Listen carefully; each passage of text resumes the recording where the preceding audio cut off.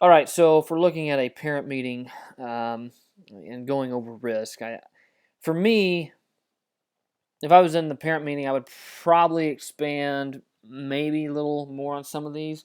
However, in my experience, when you're doing presentations, you really want to keep it simple, or as the acronym KISS, keep it simple, stupid. Um, if you have a lot of stuff on slides, you're not going to have people pay as much attention. So that's what I've done here. So we're only going to see one slide with this and kind of go over the risk. And a lot of these are general categories. We go over the risks in competing in interscholastic sports. I would hope that a lot of the parents know these things already, having participated, but it's probably a good idea to reinforce and go over again sort of the things that um, can happen if you play sports. So the first thing is concussions. Obviously, if you're in a sport that, well, I mean, actually, really any sport, you can get a concussion now anymore. And the ways that we treat those are, the coach immediately informs the athletic trainer, and then we're in concussion protocol, which lasts, X amount of days, is what you would tell the parents.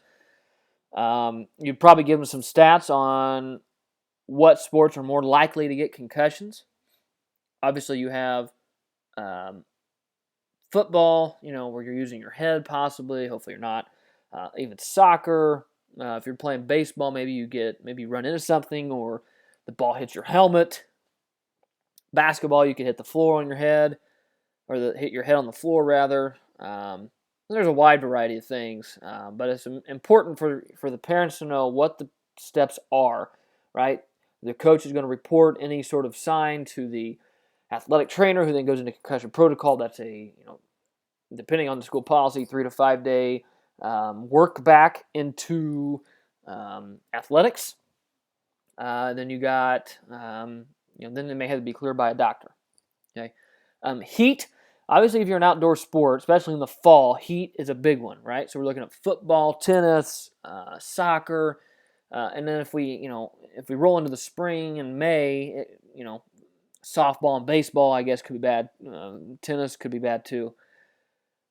Track. Those are important to know how that works in terms of heat, right? Heat exhaustion has become a big focus of the sports athletic associations of the states.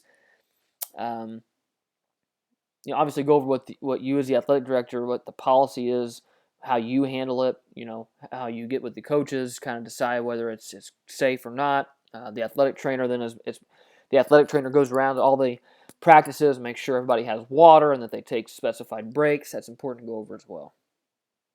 And then obviously these other ones, you're looking at general injuries, overuse injuries, and stunted growth. So general injuries, I would consider that like a pulled muscle, a pulled, maybe a tendon is loose, or a shoulder's in and out.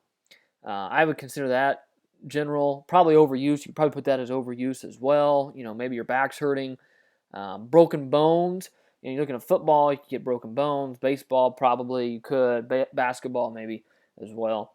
And then, the athletic trainer, that's why we have the athletic trainer, and maybe you have one or two on staff, that can do all these things, and why they're important, how they handle them, what the protocol is for you as the athletic director, for the school, for the coaches, how that gets reported, when do the parents get roped into this process, are all important factors. Stunted growth is one I threw on there because, you're looking at weight training and strength exercises, you don't want to subject young adults to, hardcore strengthening exercises where it could stunt their growth. So that's something else to keep in mind when you're looking at 8th graders to freshmen. On that time period there, you want to be careful of. So these are the things I would go over. And then you can probably throw on another slide about how the athletic trainer operates and all that. But again, I think this is important to have all athletic parents meet, keep in mind of all these things, how it looks, what the protocol is, and why they're important.